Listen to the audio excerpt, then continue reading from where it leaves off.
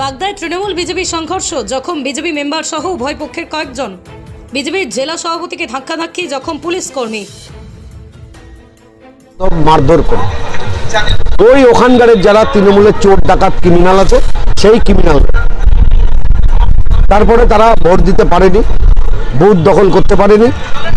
পরিস্থিতি এখন সেন্ট্রাল বাহিনী ওখানে গেছে, সেন্ট্রাল বাহিনী এখনো আছে, কিন্তু আমাদের লোকরে ব্যাপক মারধর করেছে, ওদেরকে এখন হেলেঞ্চাতে নিয়ে আসছে। সোমবার সকাল থেকেই ভোট গ্রহণ পর্ব প্রথম দিকে শান্তিতে চললেও দুপুরের পর থেকে বেশ কিছু অশান্তির ঘটনা ঘটল বনগাঁ লোকসভা এলাকায়। সোমবার বিকেলে তৃণমূল ও বিজেপির মধ্যে সংঘর্ষের ঘটনা ঘটে বাগদা বিধানসভার মালিদা বাজার এলাকায়। সংঘর্ষে উভয় পক্ষের বেশ কয়েকজন জখম হয়।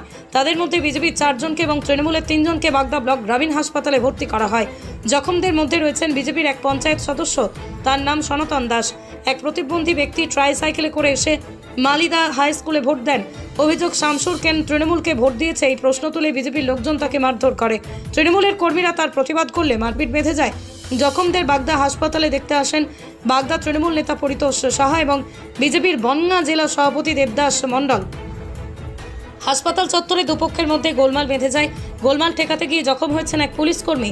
বনগাঁ বিজেপি জেলা সভাপতি দেবদাস মণ্ডলের অভিযোগ, পুলিশ এবং তৃণমূল নেতা পরিতোষ সাহার উপস্থিতিতে তার উপরে হামলার চেষ্টা করা হয় হাসপাতাল চত্বরে। আজ সকাল থেকেই খণ্ডযুদ্ধ চলামতো চলছে মালিদা হাই স্কুলে, আমাদের 117 এবং 18 নাম্বার বুথে। এবারে আমরা কয়েকবার ওখানে গেছি, যাওয়ার পরেও ওরা কিন্তু সেই উত্তেজনামূলক জায়গাতে রয়েছে, কারণ ওখানে আমাদের প্রচুর ভোট টোট পড়বে সেরকম একটা ব্যবস্থা রয়েছে। এবারে টিএমসির হারমাত বাহিনী বারবার ওদেরকে আক্রমণ করেছে, ওদেরকে মেরেছে, ওদেরকে মানে কি বলবো, আমাদের মেম্বার রানিং মেম্বার তার গলায় ফাঁস দিয়ে, আমাদের উত্তরটা ছিল ওর গলায়, তাই সেই উত্তরটা ফাঁস দিয়ে তাকে মেরে ফেলার চেষ্টা করেছে। অভিযোগ অস্বীকার করে তৃণমূল নেতা পরিতোষ সাহা বলেন, একজন প্রতিবন্ধী মানুষকে ওরা ছাড়লো না, এর জবাব মানুষ ভোটে দিয়ে দিয়েছে। এরপরে বিশাল পুলিশ বাহিনী গিয়ে পরিস্থিতি নিয়ন্ত্রণে আনে। হ্যাঁ, শান্তিপূর্ণ সকাল থেকে ভোট চলছিল। মালিদা 117 নাম্বার বুথে একজন হ্যান্ডিক্যাপ, শামসুল সম্ভবত নাম, সে ভোট দিয়ে বেরিয়ে আসছিল।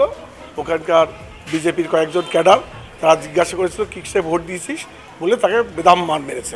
হ্যান্ডিক্যাপ, 2 পা নেই। হ্যাঁ, সে ওই টেসারের ইয়েতে গাড়ি করে, হুইল চেয়ারে গাড়ি করে সে চলাফেরা করে, তাকে প্রচণ্ড মারধর করেছে। আরও 2-3 জনকে, আরেকজন তো 3 জনই হসপিটাল অ্যাডমিট, আর একজনকে গ্যাস, সে শ্বাস দিতে পারছে না, বিচ্ছিরি অবস্থা।